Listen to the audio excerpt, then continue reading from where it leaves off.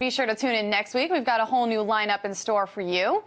Pretrial hearings for Bradley Manning are expected to continue throughout this weekend. The prosecution and defense are still discussing the treatment and the private first-class Bradley Manning during his detention.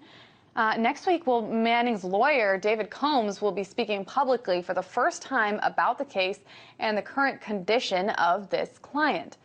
RT will be at that press conference and will update you if anything interesting comes out of it.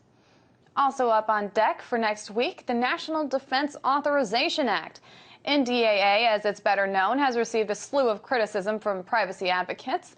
The biggest argument against the act is the right of the government to indefinitely detain American citizens without a trial. Congress will be considering a renewal of this bill next week. So will the voices speaking against NDAA be heard on Capitol Hill?